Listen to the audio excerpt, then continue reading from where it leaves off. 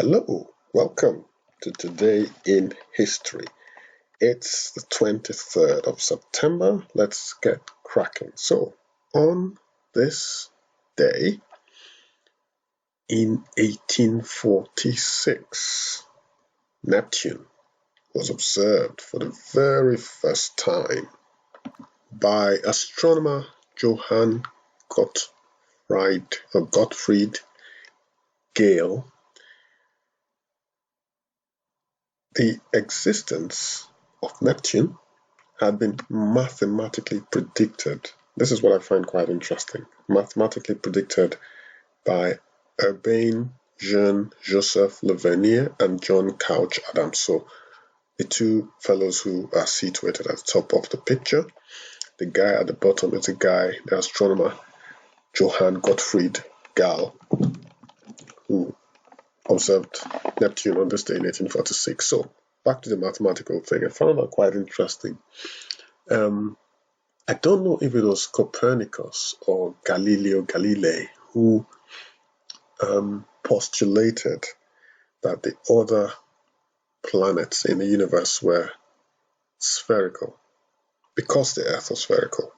So go check this out, guys. But that's quite interesting that, mathematics can be used to solve a lot of problems, if you like, to, I don't know, there isn't a more eloquent way of putting it. The fact that mathematics can be used to predict something, I find it quite fascinating. I mean, I've seen it in many aspects of my life, and I've played with numbers pretty much for as long as I can remember. And you look at it in the universe and think, okay, we have 9 planets now in the solar system. Was it Pluto that was demoted, in quotes, to a minor planet, I think it's called. But anyway, and then you now say, okay, if there are other planets in the solar system, the probability of these planets being spherical is, it's almost guaranteed. So based on what you've seen, you'd expect the same or similar. Obviously they're not all the same size. They don't have the same, what's the word now? Constituent chemicals, or is it chemicals, gases? Some are more gaseous than others, and so on and so forth. Some are hotter. Obviously, there's some closer to the sun, so they're hotter. Interestingly, it's only the Earth that is known to sustain any form of life whatsoever. Anyway, I'm not going to stay too long on that. So this was the day that Neptune was discovered, in quotes. Okie dokie, 1863. Should it be discovered, in quotes, or actually discovered? Should be discovered, yeah. Should be discovered. Maybe in quotes. Should I say in quotes? One shouldn't assume that human beings hadn't observed Neptune from a bygone era. Well, that's a question I would leave for you guys, those of you who have more knowledge in this area than me. You let me know if Neptune can be sighted with a naked human eye from Earth. So that's what happened today, 1863, on this day. Mary Church Terrell, pictured here. Beautiful lady. She looks very elegant, very regal. She was one of the first African-American women to earn a college degree and became known as a national activist for civil rights and suffrage. She taught in the Latin department at the Elm Street School, now known as Paul Laurence Dunbar High School, the first African-American public high school in the nation. Interesting. And that is located in Washington, D.C. In 1896, she was the first African-American woman in the United States to be appointed to the school board of a major city, serving in the District of Columbia until 1906. Terrell was a charter member of the National Association for the Advancement of Colored People, 1909, and the Colored Women's League of Washington in 1894. She helped found the National Association of Colored Women in 1896 and served as its first national president. And He was founding member of the National Association of College Women. That was in 1910. 1920, Mickey Rooney. Found this quite interesting and sad in a way, because I'll talk about it before I finish talking about Mickey Rooney. Born Joseph Yule Jr. on this day in 1920, he was an American actor, vaudevillian, comedian, producer, and radio personality.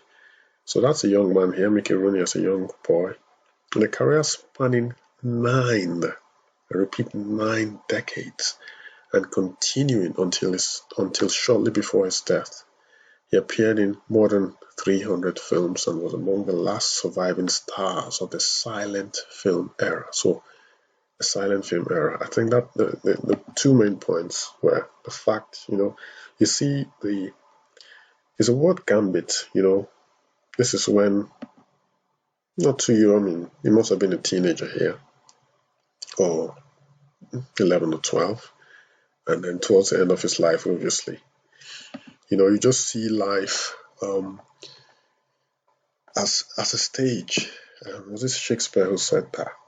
You come in, you do your thing, and you check out, It's sad, but it's also a reminder that, we have to give it our best while we're still around.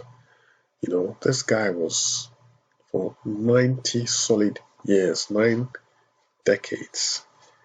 He was active, came from the silent film era. When I think about it, I think about, what's this guy's name? Charlie Chaplin, who was from that era. Charlie Chaplin must have died decades and decades and decades before he died, before Mickey Rooney died. Anyway, so we're remembering Mickey Rooney today, who would have been 100 years old today. He died on the 6th of April 2014, so just 6 years ago, at the age of 94. John William Coltrane was also born on this day. So who was John William Coltrane? Pictured here was an American jazz saxophonist and composer working in the bebop and hard bop idioms early in his career. Coltrane helped pioneer the use of modes and was the forefront of free jazz. He was at the forefront of free jazz. He led at least 50 recording sessions and appeared on many albums by other musicians, including trumpeter Miles Davis and pianist Thelonious Monk. Over the course of his career, Coltrane's music took on an increasingly spiritual dimension. He remains one of the most influential saxophonists in music history. He received numerous posthumous awards, including canonization by the African Orthodox Church and a Pulitzer Prize in 2007. His second wife was pianist and harpist Alice Coltrane. The couple had 3 children. John Jr., born in 1964 to 1982. He died at the age of 18, very sadly. A bassist, Ravi, born 1965, is saxophonist, and Oren, born 1967, also a saxophonist. So that's Mr. John Coltrane for you, who was born on this day in 1926. He sadly died on the 17th of July, 1967, at the young age of 41. Show you one more picture of Johnny Coltrane. Just call him Johnny Coltrane. Anyway, John Coltrane, that's him there. So, 1930, behemoth of the music industry, Ray Charles Robinson was born. Don't think he needs an introduction, but I will introduce him to you for those who do not know him. For those who know him or who think they know him, this is his story. He was born 23rd of September 1930. He was an American singer, songwriter, pianist, and composer. Among friends and fellow musicians, he preferred being called Brother Ray. He was often referred to as the genius. Charles was blinded during childhood due to glaucoma. Charles pioneered the soul music genre during the 1950s by combining blues, jazz, rhythm and blues, and gospel styles into the music he recorded for Atlantic. Charles's 1960 hit, Georgia, Georgia, Georgia on my mind. Georgia on my mind, Georgia on my mind, something like that. So 1960, Georgia on My Mind was the first of his 3 career #1 hits on the Billboard Hot 100. Ray Charles, is a 17-time Grammy Award winner. He was honored with the Grammy Lifetime Achievement Award in 1987. 10 of his recordings have been inducted into the Grammy Hall of Fame. In 2002, Rolling Stone ranked Charles number 10 on their list of the 100 greatest artists of all time, and number 2 on their list of the 100 greatest singers of all time in 2008. Wow, what an achievement. So that's Brother Ray for you. He was born on this day in 1930. 9 years later, Sigmund Freud died, unfortunately. This is the psychoanalyst, the founder of modern psychoanalysis, died in London. Born Sigmund Freud, full name not here, he was an Austrian neurologist and founder of psychoanalysis, a clinical method for treating psychopathology through dialogue between a patient and a psychoanalyst. Sigmund Freud was an Austrian neurologist and founder of psychoanalysis, a clinical method for treating psychopathology through dialogue between a patient and a psychoanalyst. He was born to Galician Jewish parents in the Moravian town of Freiberg in the Austrian Empire. He qualified as a doctor of medicine in 1881 at the University of Vienna. Freud developed therapeutic techniques such as the use of free association and discovered transference, establishing its central role in the analytic process. Freud's redefinition of sexuality to include its infantile forms led him to formulate the Oedipus complex as the central tenet of psychoanalytical theory. So, go check out what the Oedipus complex is all about. It's quite interesting. I don't want to go into details about that here. It's not that I know much about it, but I think I have an idea what that's all about. So go check it out. It's quite interesting. 1943. On this day, Julio José Iglesias de la Cueva, or Julio Iglesias for short, was born. He is a Spanish singer-songwriter and former professional footballer. I didn't know this about him. Iglesias is recognized as the most commercially successful continental European singer in the world and one of the top record sellers in music history, having sold more than 100 million records worldwide in 14 languages. Wow.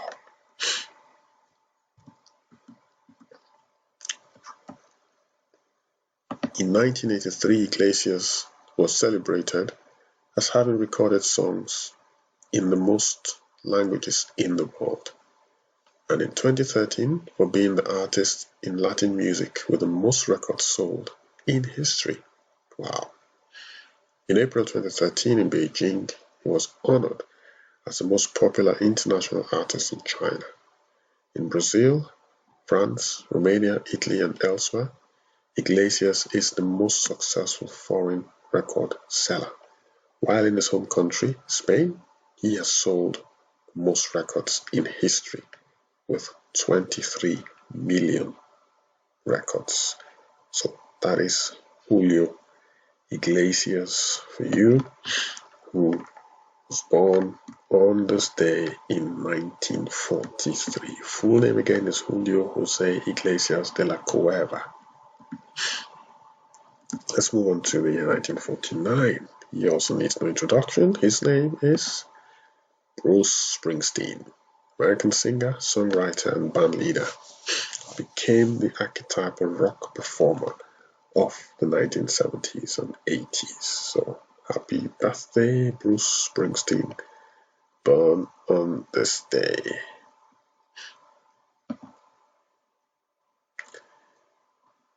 (1980), another musician. It's interesting how many musicians were born or died on this day. Jamaican musician Bob Marley. He wasn't born or died on this day, but he did something remarkable on this day. Well, history, I guess, will record it as something worth talking about. He performed his last concert at a sold-out show in Pittsburgh, Pennsylvania, on this day in 1980. The next year, 1981, pretty much 8 months later, on the 11th of May, the legendary Bob Marley died of cancer. So that's Jamaican musician Bob Marley, who on this day performed his last concert in the United States, and that took place in Pittsburgh, Pennsylvania, United States of America. 1993, last but not least, on this day, South African bill granted blacks a legal say in the affairs of state for the first time. So this is one of the posters. You can see the map of South Africa, where it says, "It's my country. I will live where I choose to." Totally agree. I don't think people have the right to, not in this day and age anyway, to invade another country, take over their resources, enslave their people, and claim it as their own. I mean, it's just unheard of. Just to think that someone could come into your own property because they have power, they have the strength to do that. It doesn't mean that it's right for them to do that. Okay. Anyway, on that note, something we should reflect upon, I guess. We'll end today's Today in History. My name, again, is Sotomie Fiasimama. Give me a thumbs up if you like this video. Do not forget to subscribe. You can do that by hitting the notification bell so that you receive updates of my video uploads. Thanks again, guys. Stay safe, and I shall see you tomorrow, September 24th, for another edition of Today in History. Bye-bye.